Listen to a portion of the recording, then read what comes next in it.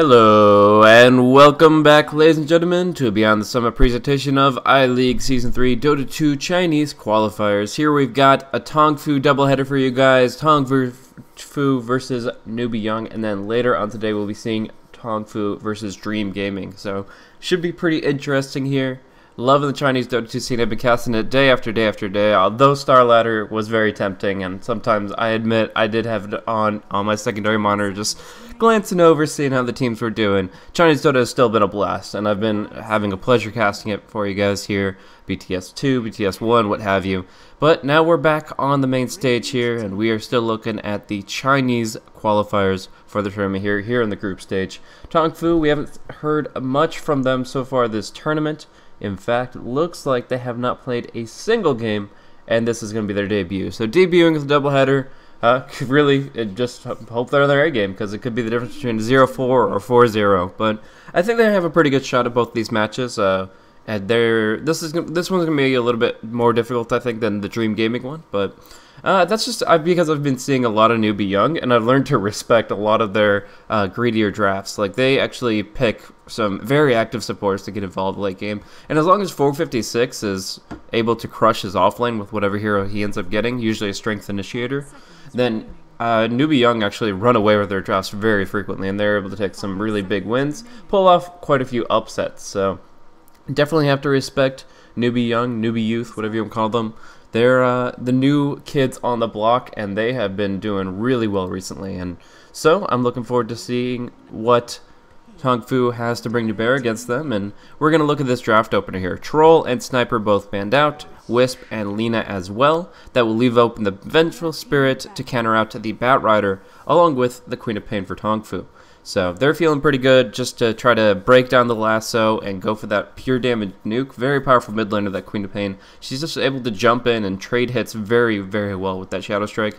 But Earthshaker might diffuse that a little bit. If Earthshaker is able to kind of counter roam and play the defensive support on the high ground for the mid laner, you can pick something a little risky. You can go for a Shadow Fiend. You can go for something that needs a little bit of help to get himself going, and you can still go toe-to-toe with that Queen of Pain with the Earthshaker's help. But 456 gets the Bat Rider offlane. That's a pretty key aspect of Newbee.Y's strategy. Sometimes I've seen 456 get completely zoned out, stuck at level 2 for the first like 6 or 7 minutes of the game, and not really be sure of himself and what he needs to accomplish. But with the Bat Rider, I'm confident that he's going to get his level 6 pretty quick. The Blink Dagger should come out relatively swiftly, and it just comes down to target priority. Who do they pick off? Who do they pull out of position? And does the Vengeful Spirit get the swap to break it? Because generally speaking, a good Venge is going to make sure she gets that swap at least half the time, and in the late game, she needs to get it pretty much every time.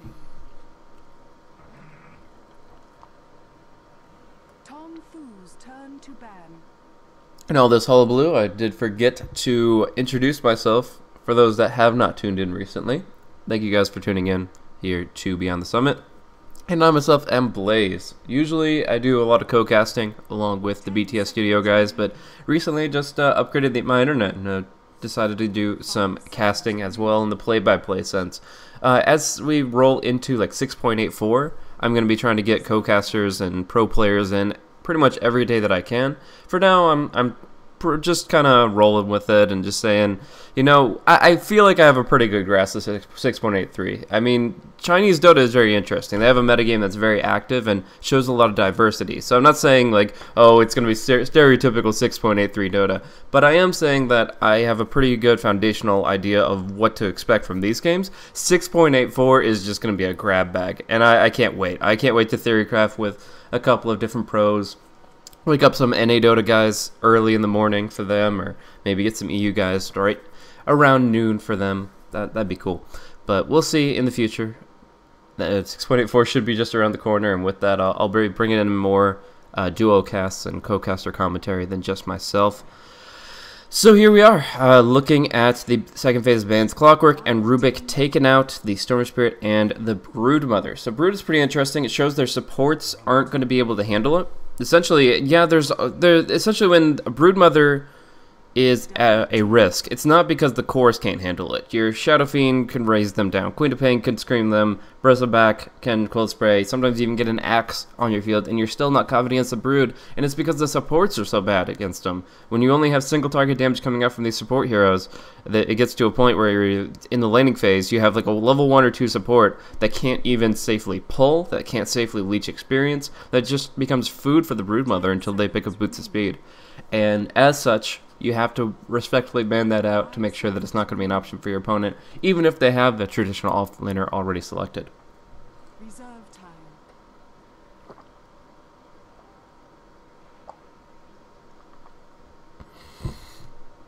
So we see the Ancient Apparition and the Bristleback selected for Phase 2, and we'll be looking to see what they bring to the table here. A lot of extended damage is what we're looking at here. The Queen of Pain, Ancient Apparition, Ice Blast, Sonic Wave combo is a kind of a classic Chinese pure damage nuke strat. They bring people down very quickly and they shatter just as swiftly in most situations. Even the Juggernaut is not going to feel confident in his Blade Fury just because it's so easy for him to go down in spite of it. But what the Bristleback's a kind of a completely different hero. It kind of feels like the Queen of Pain and Ancient Apparition are pairing, and the Vengeful Spirit and the Bristleback are pairing. Like, Bristleback is tanky. He'll be able to survive in tough spots, eat a lasso, push against Echo Slam. Stuff like that is true, but as far as the way that these two heroes work, the best thing that I can mention is that Scream of Pain and Quill Spray are on very low cooldown. So, although Queen of Pain and Ancient Apparition for the most part are all about that quick burst, and I wouldn't be surprised to see a draft kind of follow that vein of thought, here we have a lot of potential damage that just is able to extend the play, and thank you for that, Idle Stroll. I know the bots banned you out, but mic is now open. Sorry, it is 7 AM for me, but alright, so fix that nice and quick. Back to the thought that I was barely able to string out sentence-wise before I got distracted. Alright, so Bristleback, let's just go for a quick reset here. I'm a little bit and move down the chair. Okay.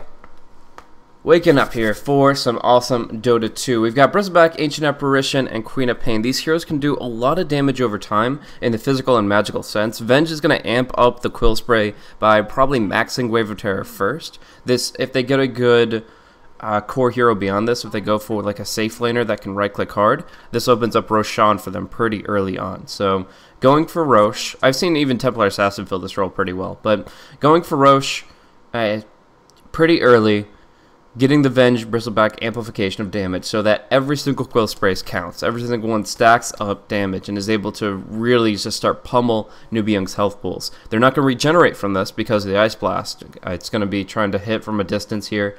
And the way we've seen them run Ancient Apparition in the past, they try to keep him just farming in their own jungle while the rest of the team is fighting somewhere else. So Bristleback's your frontliner, your linebacker. He's going to be taking the shots, but he's also going to be dishing out quite a bit of damage. And then Queen of Pain's going to be dancing around a little bit more in and out. She's going to be able to get multiple screams off in the fight. Her damage will rack up, and Newbee.Y will be in a position in a fight where they either immediately know they've lost because of the Queen of Pain Ancient Apparition combo, or there will be other fights where they think that they have an advantage, they get a support kill with an Omni Slash, and then they're like, okay, we're moving forward, we're getting kills, and then you'll just see their health pool start to drop, and you'll wonder why. And it's because that Bristleback Quill Spray just keeps stacking and stacking, and Queen of Pain just ekes out that much more damage over the course of the fight, and it makes a big difference. I mean, adding in even the Ice Vortex is a great way to amp up that damage. So adding in the Spectre as well, it kind of follows this vein of thought where you can just burst people down. You can just kind of really quickly get a few Desolate right clicks in there and they'll die very quickly. But for the most part, it's about that extended damage, extending the play, even through 2 lives perhaps if the Spectre needs to buy back. She's probably one of the better cores to deal with the Bat Rider initiation just because she can soak up all that damage, and the worst case scenario, she buys back into it.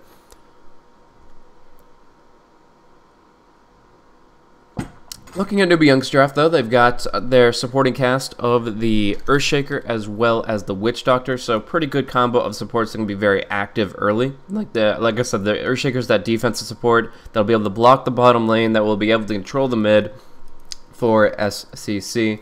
And then MK is actually going to be here, like, just kind of making sure the Juggernaut has a really good time and being that kind of hidden threat. MK has the potential to build himself up to a position where he can just lay into certain people with the Death Ward. And if you look at the control on Tongfu, they have potential disabling items that can be purchased by the Queen of Pain. They have the Cold Feet, which is very delayed, rather unreliable, definitely not a reactive spell. And then you have the Nether Swap and the Magic Missile. So I think the Witch Doctor is really strong here. The channel has a really good chance of staying its full duration, and it just comes down to keeping MK alive. Another big aspect of these fights is going to be if the Ice Blast connects or not. If Piao's Healing Ward is able to do its job, if Voodoo Restoration comes into play, then Newbee.Y will probably win that fight. But if the Ice Blast connects and they're nullifying all those healing effects, then it's going to be a pretty hard game. In fact, I think MK probably will only go for 1 point of Voodoo Restoration before like level 10 or 11. So we're going to see the lanes break down. Piao on his classic Juggernaut. We've seen SCC on the Templar Assassin quite a few times, so looking for that Bottle Rush build with the Bounty Rune start. It looks like Red is still having some issues here.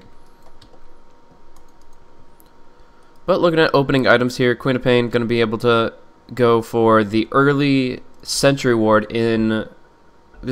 Yeah, that means he's going for the mid matchup. Okay, so essentially U9 gets the Sentry Ward pooled to him because he wants to connect with Shadow Strike onto the TA. In this classic matchup of Queen of Pain versus Templar Assassin, Queen of Pain has an advantage in the lane given one specific situational aspect, and that's the Sentry Ward being active on the lane. If you don't have a Sentry Ward, the problem is that TA can just use her meld to dodge your projectile Shadow Strike. And if you can't hit with the Shadow Strike, you can't break through that defensive refraction. So there's no harassment against the TA. What it comes down to is if there's a Sentry Ward to detect that meld, then you will be able to harass the TA down, and you will be able to win out that lane most of the time. If you don't have that Sentry Ward, TA meld dodges, she has the better skill set, she's going to have just a better time period in general. And nice D ward here, actually. This is a pretty rare ward to come down, but they luck out just kind of placing a traditional sentry, and they do happen to find it. So I'm actually kind of curious why 456 went for that ward in particular, but it's fine. Vision is important for the off lane, but Bat Rider is one of those heroes that can still kind of maneuver on the lane a little bit. Like, he can fly into the trees, over the cliffs, specifically this impassable terrain. So, in general, I don't think it's going to cost him as much as other offlaners, losing that ward, losing that vision. Still good start for Tongfu here. Looking to make their debut strong with some really good wins up against some of the, what you can consider, Tier 2 Chinese teams.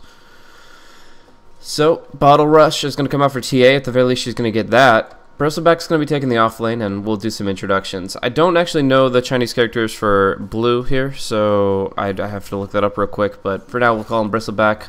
He's going to go 1v2 against Piao's Juggernaut, as well as MK's Witch Doctor. So this should work out for him half the time. MK is going to be pulling half the time, and the other half he's going to be able to duel it out with the Juggernaut. Just has to worry about when the level 6 comes out. Not really much prior to that. And then we're going to be looking at this mid matchup, U9 versus Queen of Pain versus SCC TA. Leaving bottom to be a nice double pull through from Kabu on the Vengeful Spirit. We've also got LPC on the Ancient Apparition, supporting red on the Spectre. So this finally leaves 456's Bat Rider, and as we were talking about, MRR's Earthshaker. Second Shadow Strike connecting makes it difficult for SCC to feel comfortable here, and the cool thing is Queen of Pain can hold this sentry for as long as she needs to until she actually sees that first meld dodge. So for now, just a lot of cost-efficient harassment, but SCC is getting a few pokes in with the side blades. So we might see the Earthshaker go in. Oh man, if that Queen of Pain got hit by that Fisher, that could have been your first blood, but as it is, SCC just forces the Queen of Pain back. She'll chew through some tangos, and she will have to get a salve before she goes for the full bottle. That's the problem with the no tally build. It does cost a lot in terms of that bottle timing in a difficult lane. Just an illusion rune for now, not really much going for TA with that, but at least she refills her bottle. That's the main thing. Gonna see a flank to gank here onto the Bat Rider. Could connect with the Magic Missile, but it'd be under the tower, so really wouldn't create too many opportunities for them. And they're just gonna kind of chill. Actually, kind of surprised to see no Ice Vortex this early on from the AA. Like, the Cold Feet is really good for zoning just because you force the enemy to go back instead of trading hits with you. But I think that you can wait on that until level 3. If you go for the Ice Vortex, you get that extra slow, you create those opportunities for the Magic Missile to actually net a kill, and that helps out the Spectre a ton. A first blood on Spectre is like one of the best things you can ask for this game, and Ice Vortex might create that opportunity between the Ice Vortex, Magic Missile, and Spectral Dagger. That's a decent amount of control. Up top, we're actually going to see the first blood come out. We were seeing Bristleback get poked on down a little bit, but did not expect for that full-on tower dive. The reason he goes for it is the movement speed advantage. No boots on the Bristleback just yet. Piao had them, so he goes in. 2 points in Blade Fury, had the Malediction on, so they're able to go 3v1 and bring the Bristleback down. Now he's got 6 Magic 6, so he's happy to walk by the Bristle, but will eat a decent chunk of damage and have to pop those stick charges. Still, Blue wants him, but he's not going to get him just yet. Oh, you fancy it now, do ya?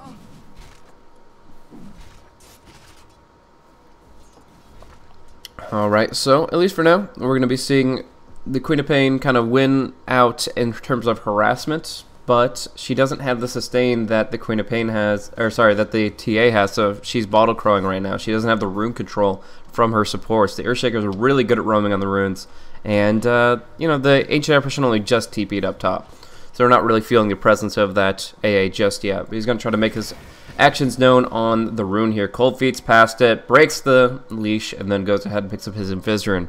Now up top, not much to really speak of, but the Earthshaker is clearing camps here.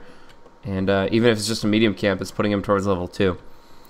Gonna try to go and just kind of stay off the map for a little bit. This gives Bristleback a time period where he thinks, okay, well, I can push up, I'm gonna be fine, and then suddenly Fisher gonna block him out, and that should be another kill on the Bristleback. So good set of kills, good movement from the supports. MK and MRR really good at making things happen. Well, look at CS though. We do see that 22 and 4, the free farm Spectre is getting a little bit more here on the lane. The Juggernaut's focused a bit more on denying and killing, and that's making up for it, the loss of last hits. But on the mid lane, we've got a pretty even score here, 20 and 7 versus 21 and 8.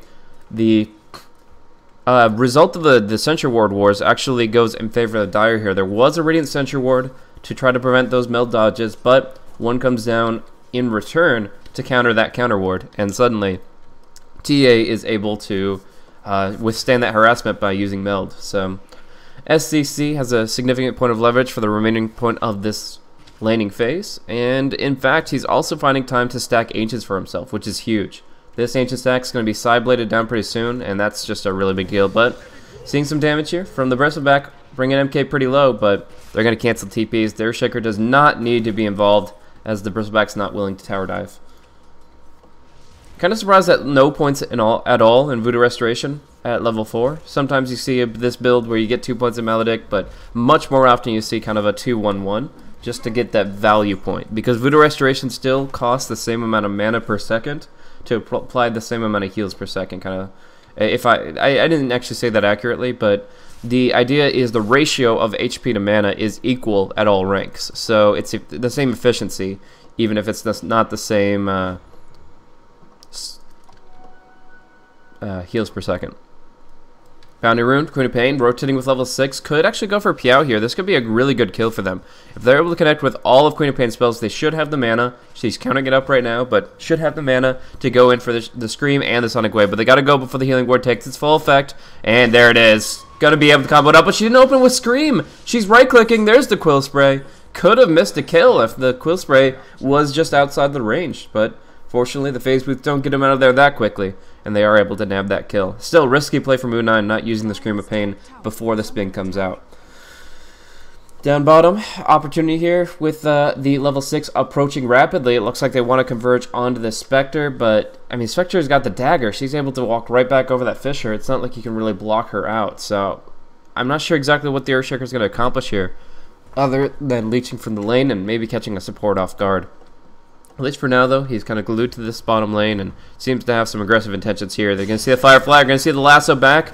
they're going to just fish her and hope the sun's enough. Yeah, she'll go for the dagger, but they just get enough damage from that, and although she can walk right past that terrain, it doesn't really matter when she just takes so much damage. Up top, there's going to be a tower dive. Piao, one more quill spray. You begin to underestimate it pretty quickly, and he gets him. Stacking it up. The 4 points in quill spray up against the 5 armor juggernaut, and he goes down. Meanwhile, in mid, they connect with the magic missile, the shadow strike. They get a kill. U9's going to take some damage, but he will be fine, and what a better time to pick up a kill, as they are going to be looking for the 8-minute rune spawns. They're going to be just healing up and being in just a very active position. Meanwhile, bottom, LPC, Liukiel, he's got to be a little bit cautious here. He really just wants to get his level 6. The problem is he's up against the Batrider without a magic stick. So Batrider can just stack up that napalm no problem, cause him some real issues, and then he could be an easy solo kill. So has to watch out for those feed opportunities and just farm under the tower. Red's back to the lane though, so should be that 2v1 matchup that we've been seeing for the most of the laning phase. Well, Gabu goes back to the jungle. Nice Centaur snipe from 456, but we see more activity coming out here for Tongfu. And again, that Sentry Ward back in the Radiant's favor. That means Magic Missile could connect in that last skirmish as well. So that's how they find that kill opportunity. Down bottom is actually going to be a Death Ward kill. Again, the Cold Feet is not a very reactive spell. It takes 4 seconds to take effect. So you're still going to get half that Death Ward channel off if you Cold Feet it after he begins channeling. So they go in, they get a lucky bounce on the cask. Malediction build actually doing wonders here.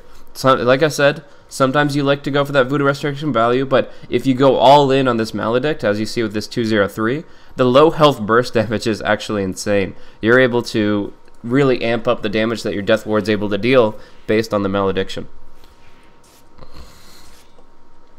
So generally speaking, when a hero with a Morbid Mask rotates in the jungle, like you see Juggernaut doing now, you have a support to replace him in the top lane. You get like a Lion Blink Dagger pretty early on. You get Earthshaker, maybe it's Blink. Actually, TA in the mid lane gets a Refraction Charge back up, but it's just not going to matter. Connecting with the Nether Swap and Magic Missile under the Sentry Ward, there's just nothing the TA can do there. So, good rotations from Kabu. Kabu and U9 are really collaborating well to find kills on this TA and shut her down early. If SCC was able to run away with this game, we'd see his real snowball potential. This guy plays really well when he's ahead of the game, but when he's kind of coming out of the laning phase even or from behind, I haven't really seen as much success from him. I mean, I guess that's just a general understatement, but in this case, it seems specifically he's very strong at snowballing and holding a lead.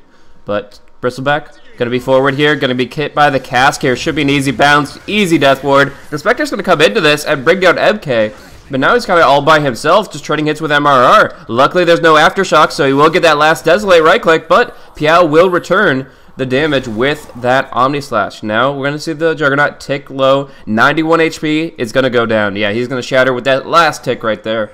And that's going to make it a 3 for 2. Ancient Apparition gets the experience for that, and now he's suddenly nearly level 8. So, really good for him.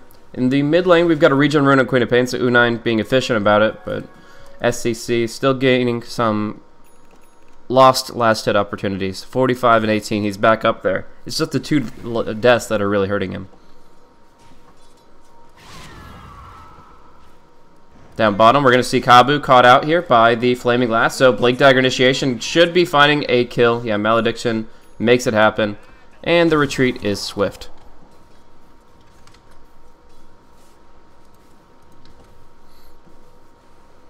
So it's because of the 2 kills the Ancient Apparition has found here, and the fact that he's able to get a few last hits, 14, not too bad for a support. He's actually able to get here the Midas recipe out before the 12-minute mark. So if he can get that Midas by like 14, 15, he's going to be in a great position to just farm the map in the Radiant side and be able to pull out that Aghanim Scepter at a really good timing. Oftentimes you see the 2 supports that are really greedy, and you see the Hand of Midas come out of one, and you're like, oh man, I'm not sure if they could really afford to go for that. Actually, you don't see the Hand of Midas, rather. You see like 800, 900 gold banked up, and you're like, are you really going for that recipe? Because it seems like it's going to take a while, and you're losing tempo rapidly. But in this case, they have a 5-position Venge. that'll be able to just ward and ward and ward, and there's nothing to set back Ancient Apparition from rushing that Midas out. So really good. It's going to turn him into a very impactful hero come late game. And on the other hand, like, this Earthshaker is as greedy as this Witch Doctor, so you're not going to see the same kind of progression from MK. He's getting kills, 3 kills, 4 assists, but he's nowhere near something that would put him towards Aghanim Scepter. No point booster, no Witch Doctor Midas. Dire's middle tower is under attack.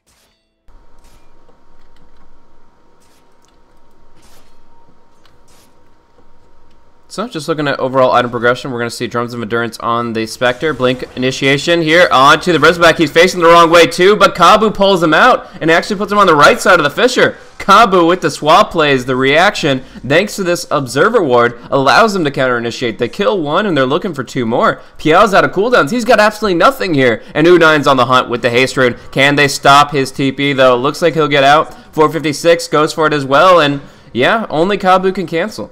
That's something I talked about earlier with the Witch Doctor channels, but it's ever true for TP scrolls. They only have 2 abilities to cancel the TP scrolls unless Cold Feet was already on the person in the first place. This Queen of Pain really needs a hex this game, to be honest. And meanwhile, we're going to see the Roche go down. So the fact that the Earthshaker is the only loss there, and it creates space for them to go to Roshan cleanly, I actually think that's a bit of a win for Newbee.Y. Honestly, like, they're able to only lose the Earthshaker, they TP both back. It's not ideal because they wasted Lasso and Omni Slash and they didn't get a kill. And those are general abilities that will generate that opportunity. But I actually think they're pretty happy just getting the Aegis right now. Nice Melt Strike damage coming up from SCC. You see that potential burst up against the Queen of Pain, dropping half her HP almost instantly. But she keeps her sustain handy with that regen rune. Witch Doctor looking for a play, but Radiant Observer Ward now scouting her out. It's going to be Kabu caught out by the Fisher. Nice Fisher coming in from MRR, but a great Ice Blast hitting onto 2. They're both going to drop down abruptly. They'll get the Venge, but now U9's in the thick of it. SCC and Piao, though, they're going to get the Lasso onto the Bristleback, bringing him down. Oh, wow. That is really good Bristleback kill, and they don't exhaust hardly anything at all. I mean, again, the Omni Slash was already on cooldown. They still keep the Aegis intact. And yeah, they can keep mounting this aggression. They can push for tier 1s. In the meantime, though, there is a Spectre free farming top lane. Went for the Drums phase build, so very mobile, can be very active. But what does she go for next? Does she follow that Vein of Thought and go for the Manta style, where she can dissipate the Omni Slash damage, maybe eat Death Ward bounces later on, and then of course get that extra movement speed from the Yasha, which goes with the phase and drum pretty strong? That seems to be the build for me, but that's only because he feels he can't get a Radiance this game. I'm not sure exactly why he feels that way. I'm sure it's just a tempo factor, the fact that the Bristleback isn't really coming online, going for a very delayed Crimson Guard or Mechanism. The Queen of Pain isn't finding as much momentum as she was. 3-0 and 1's fine, but like, she's still not like getting insane farm. Her Orchid timing is going to be pretty average. So it's really them falling back on the Midas and of the Ancient Apparition and just looking towards that mid to late game, feeling stronger then when the AA gets that Axe. I think Radiance would be really powerful then because you get the Ice Blast effect and then you radiate them down so they guaranteed shatter. But for now, Red goes for a conservative build that doesn't go focus too much on farming. Still, we'll see his next item pick up. If it's the Manta build, he's really just all about the Combat Spectre. If he actually does save his gold and go for that Radiance, I think he should kind of. That's what I would do in this situation. Is now that he has those 2 items, another Lasso killing Bristleback with the Omni Slash and the Flaming Lasso. Bristle will do some good return damage, but he will go down. 3rd ultimate committed, but Witch Doctor actually going down bottom. That's a lot easier of a kill.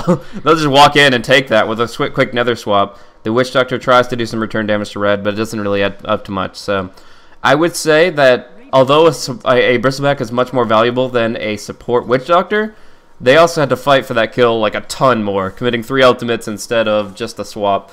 So I would have to say Tongfu are happy with that, just being handed the easy kill. TA is cleaning up ancient stacks a lot though, and that Desolator comes out really quick for him. SCC is just able to very methodically break down the ancient stacks on the Dire side. They prefer TA on the Dire side for this reason, where he's able to get the stacks out that much easier, and he's able to then, of course, build up his farm with the side blades. So, yeah, anyways, back to what I was talking about the Spectre. In this situation, if I was red, having these items, I would just bank my gold and try to go for the Sacred Relic. If I die once or twice in the process, I'll say screw it and go for the Manta Style. But it's worth the risk to try to go for that 22-minute Radiance. He's farming pretty well right now. He's got 2,000. So I would say hold on to it, and if the game goes to crap, you have a backup plan. But at least for now, we're going to see the movement forward. Smoked up, looking for the lasso. It's going to be on Kabu so that he cannot swap it out. But the Cold Feet going to be locking them in place. Ice Blast connects onto 2. Nice blast coming in, and U9's going to be able to clean this up decently. Already losing the supports, but MK goes down quickly with that double damage rune. And there is that Spectre's illusion pursuing. Now U9, though, he'll eat a lot of damage from that TA Melt Strike. Fortunately, she doesn't have a Blink Dagger to pursue. So we're just going to see it be a 2 for 2 with the smoke initiation from Newbee.Y. They really need more out of this, but really, where do they find their angle? The Fisher going to come out from the side. SCC looking to dive. U9 will get caught out. There's that right click, and that's what they needed from this fight. Really to turn it into something good. And now Red actually going to go into the trees, but the tower is certainly going to fall here. So committing with the Aegis, SCC able to make things happen, and now they are looking a lot better in terms of the amount of pressure they're putting out against the Spectre. She loses the tier 1. They had this Observer Ward for a while earlier, but they're going to refresh it here in the Radiant Jungle to make sure they know where the Spectre is farming and can really limit her potential there. And Blink Dagger, that was the one thing that SCC was lacking, was that mobility, and now he has it. So he's going to make the quick jump with those Fissures, with those lassos, and he's always going to find that Meld Strike to follow. This means they can kind of hold their Omni Slash until a little bit later in the fights. They don't need that burst of physical damage immediately because TA is really pulling her weight there. Orchid will finish from the Queen of Pain, though. A lot of potential from this item just to lock people down. Again, they could just TP away when it comes out, but Queen of Pain has a lot of burst damage, and there's a chance it won't work out. So we do see 2 ultimates committed. I think Downer Slash could have been held, but either way, the lasso comes through, and that is just for the 4th time this Bristleback has died just to the Flaming Lasso up top, being a little bit too far forward. Ice Blast will try to counter push. It looks like it just hits on MK, though. And they're going to buy back for this, bringing Bristleback into the front line and forcing Newbee.Y back. They do not want to give up this tower without a fight. And the really nice thing about it is now the Spectre is free to farm. The Bristleback, he does have to buy back, but he just completed his mechanism. He's not really going to be getting another item anytime soon, so the buyback gold is really strategic more than a high impact thing towards this item progression. And what it does allow is Spectre to farm instead of fight. That's what she wants to do to get this Radiance up. Oh boy, lots of metal damage going the way of the Queen of Pain. But yeah, this Spectre just wants to farm up that Radiance. LPC, he just wants to build up towards that X. He's almost got level 11. And with that, they'll be feeling a lot better about their fight potential. Spectre has the haunt, so she can always come to a fight. And that means that she kind of has that relocate aspect where she's able to just keep on farming the map constantly and still globally contribute because she can always jump in. Sometimes not true against a really good Disruptor player, but for the most part, Spectre can always come to the fight.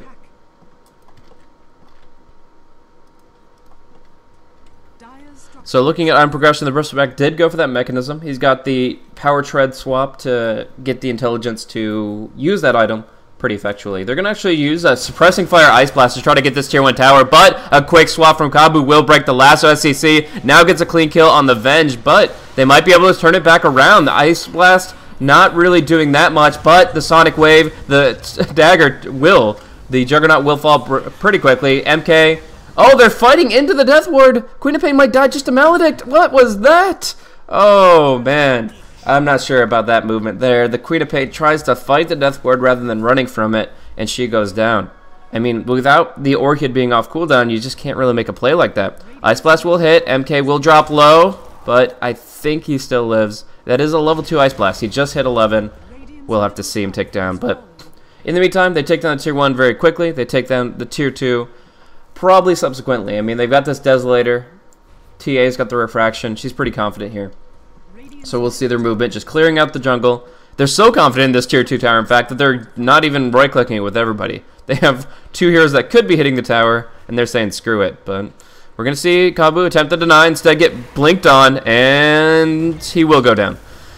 So good spell connection. Tier 2 definitely going to fall now. LPC trying to punish with one hero kill. And actually, the tower lives. Bristleback's on the front line. Oh, that was a mistake from Newbee.Y. They could have brought down this tower so much cleaner, but they went for the greedy play. Now they do get the cast. They will bring down the Bristleback, and Red will be dropped down. They actually bait them into it and kill off the Spectre.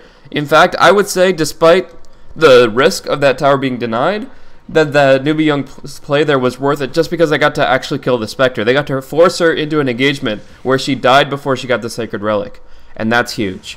But it's not even just the fact that they risked the tower being denied. In the end, they still got the last hit for it. A Catapult was able to bring it down, so the Dire still get the last hit gold from that Dire tier 2, spread across all 5, and they, of course, win the fight as well. So really, really good for Newbee all around. And suddenly Juggernaut's got his Battle Fury. So, able to do that much more with his Omni Slash and obviously farming in between fights. But we're going to see Lasso come through onto Kabu here. No swapping yourself. So he's going to be pulled out of it. Again, just willing to commit ultimates as necessary. And even sometimes an overkill just to make sure that that's going to work for them. But I think that they might have to look to retreat pretty soon. I mean, the Ice Blast is primed and ready. Frozen Ammunition from the Ancient Apparition does really do a lot to the opposition. So they go ahead, they just throw it back out, but TP's away, cannot be canceled.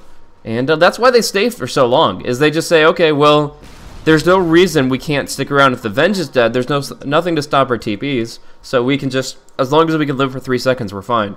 And so far, that's proven true. They really need a Yule Scepter on this Ancient Apparition, but he wants to go for Ags. It's just pretty brutal. In fact, I have to question this Orchid on the Queen of Pain. It's great for killing the Juggernaut, but it's really not that great otherwise. I would say if the Queen of Pain went for a Yule's Rush and then a Sheepstick, she could do a lot more this game. Canceling Death Ward, stopping the Batrider Lasso Initiation, that kind of stuff, and TP canceling being the most important thing. But they kind of misread their weakness as far as their ability to solidify kills when the enemy is moving defensively, and as a result, they're 15 and 22. They could be easily 6 or 7 kills higher if they had means of canceling TPs.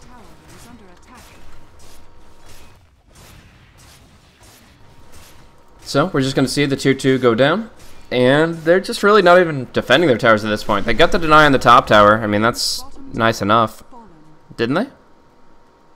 I don't know. Maybe it must have been before the Roche went down. But they did deny the 2-2 top.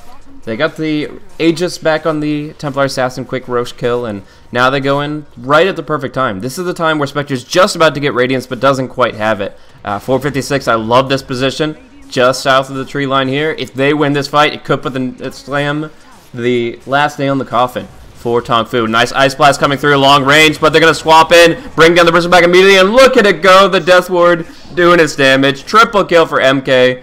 And the disconnect, I believe that's I don't think that's a rage quit. I think that's a technical problem, but nevertheless, it is GG.